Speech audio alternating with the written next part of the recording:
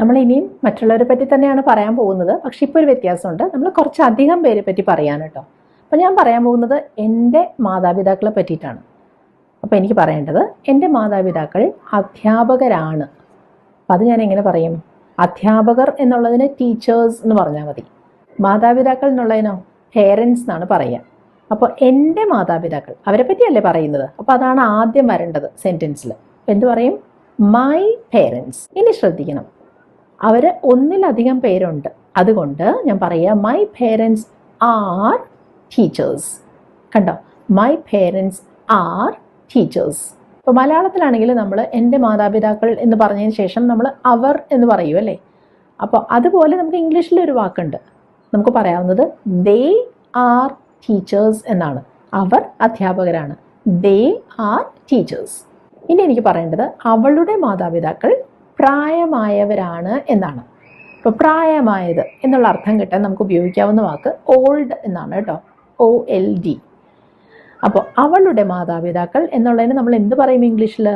Her parents എന്ന് പറയണം. Her parents. ഇനി എന്ത് പറയും? ഒന്നിലധികം പേരുണ്ടല്ലോ. Are old. Her parents are old. അപ്പോൾ അവർ പ്രായമായവരാണെന്ന് പറയണമെങ്കിലോ മുൻപ് നമ്മൾ കണ്ട വാക്കില്ലേ ദേ, അത് പറഞ്ഞാൽ മതി. They are old. അപ്പോൾ നമുക്ക് എന്ത് മനസ്സിലായി?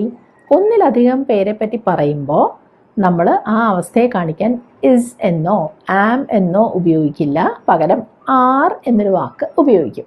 അപ്പോൾ ഈ ഒരു ഉദാഹരണം നോക്കൂ. റീനയും രവിയും സുഹൃത്തുക്കളാണ്. അപ്പോൾ സുഹൃത്തുക്കൾ എന്നുള്ളതിന് ഫ്രണ്ട്സ് എന്ന് പറയും ഇംഗ്ലീഷിൽ. നമ്മൾ ആരെ പറ്റി പറയുന്നത്? റീനയെയും രവിയെയും പറ്റി. അപ്പോൾ അത് നമ്മളെങ്ങനെ പറയും? റീനയും രവിയും. അതിന് റീന ആൻഡ് രവി എന്ന് പറയാം. റീന ആൻഡ് രവി. ഒന്നിലധികം പേരുണ്ടല്ലോ. അപ്പോൾ ആം പാടില്ല, ഇസ് പാടില്ല. പിന്നെയോ are. Reena and Ravi are friends. കണ്ടോ? അപ്പോൾ ഇനി എനിക്ക് അവരെന്ന് പറയണം. അവർ സുഹൃത്തുക്കളാണ്. റീനയും രവിയും ഒന്നിലധികം പേരില്ലേ, അവർ. അപ്പോൾ അതെങ്ങനെയാണ് ഞാൻ പറയാ? They are friends. Reena and Ravi എന്നുള്ളതിന് പകരം ദേ ആർ ഫ്രണ്ട്സ്. അപ്പോൾ ഇതെങ്ങനെ പറയും? ഞങ്ങൾ സന്തുഷ്ടരാണ്. മുൻപ് നമ്മൾ സന്തുഷ്ട എന്നൊക്കെ കണ്ടില്ലേ? അവിടെ നമ്മൾ ഹാപ്പി എന്നല്ലേ പറഞ്ഞേ? അതേ വാക്കാണ് ഇവിടെ ഉപയോഗിക്കുക. അപ്പോൾ ഇവിടെ കണ്ടല്ലോ, ഞങ്ങൾ സന്തുഷ്ടർ ആണ്. അപ്പോൾ വി ആർ ഹാപ്പി. അപ്പം ഞങ്ങളായതുകൊണ്ടാണ് നമ്മളിവിടെ ആർ എന്ന് ഉപയോഗിച്ചത്. ഞങ്ങൾ ഒന്നിലധികം പേരായതുകൊണ്ട് ആർ എന്ന് പറയണം. We are happy. ഇനി അവർ ദുഃഖിതരാണ്. അവർ ഒന്നിലധികം പേരുണ്ട്. എന്തു പറയും? They are sad. ഇനി അടുത്തത് നിങ്ങൾ പ്രാക്ടീസ് ചെയ്യാനുള്ള സെൻറ്റൻസ് ആണ് കേട്ടോ. എൻ്റെ സഹോദരന്മാർ മിടുക്കരാണ്. അപ്പം മിടുക്കർ എന്നുള്ളതിനുള്ള ഇംഗ്ലീഷ് വേർഡ് ഞാൻ പറഞ്ഞുതരാം. സ്മാർട്ട് എന്ന് പറഞ്ഞാൽ മതി. എൻ്റെ സഹോദരന്മാർ. അപ്പം എന്ത് പറയുമെന്ന് നിങ്ങൾ പറയൂ? എൻ്റെ, മൈ അല്ലേ? സഹോദരന്മാർ, ബ്രദേഴ്സ്. My brothers. ഒന്നിലധികം പേരുണ്ടല്ലോ. അപ്പോൾ ഇസ് ആണോ ആർ ആണോ? Are. My brothers are smart. അടുത്തത് കുട്ടികൾ ക്ഷീണിതരാണ്. അപ്പോൾ കുട്ടികൾ എന്നുള്ളതിനുള്ള വാക്ക് നമുക്കറിയാം. നമ്മൾ കഴിഞ്ഞ സെഷനിൽ പഠിച്ചു. ഒരു കുട്ടി എന്നുള്ളതിന് ചൈൽഡ് എന്ന് പറയും. കുട്ടികൾ എന്നുള്ളതിനോ ചിൽഡ്രൻ എന്ന് പറയും. ഇനി ക്ഷീണിതർ എന്നുള്ളതിന് എന്താ പറയുക? ടയേർഡ് എന്ന് പറയാം. അപ്പോൾ കുട്ടികൾ എന്ന് പറയുമ്പോൾ ഒന്നിൽ കൂടുതൽ പേരായതുകൊണ്ട് നമ്മൾ എന്ത് പറയും? The children are tired. കണ്ടോ? Are tired. ഇനി നമുക്ക് കുറേ പേര് എന്തെങ്കിലും പ്രവൃത്തികൾ ചെയ്യുമ്പോൾ അതെങ്ങനെയാണ് ഇംഗ്ലീഷിൽ പറയുന്നത് നോക്കാം. അപ്പോൾ ആദ്യത്തെ വാചകം ഇതാണ്: അവർ ഫുട്ബോൾ കളിക്കാറുണ്ട്. അപ്പോൾ ഇത് പതിവായിട്ടൊക്കെ ചെയ്യുന്ന കാര്യമാണ്. അപ്പോൾ അതെങ്ങനെ പറയും? അവർ എന്നല്ലേ പറഞ്ഞത്. അപ്പോൾ ദേ. കളിക്കുക എന്നുള്ളതിന് പ്ലേ ആണല്ലോ. ഫുട്ബോൾ എന്നുള്ളതിന് ആ വാക്ക് തന്നെ ഉപയോഗിച്ചാൽ മതി. അപ്പോൾ ദേ പ്ലേ ഫുട്ബോൾ. കണ്ടോ? They play football. ഇനി അടുത്തത് ഞങ്ങൾ നന്നായി പഠിക്കുന്നു. അപ്പം ഞങ്ങൾ എന്നുള്ളതിന് വി എന്ന് പറയും.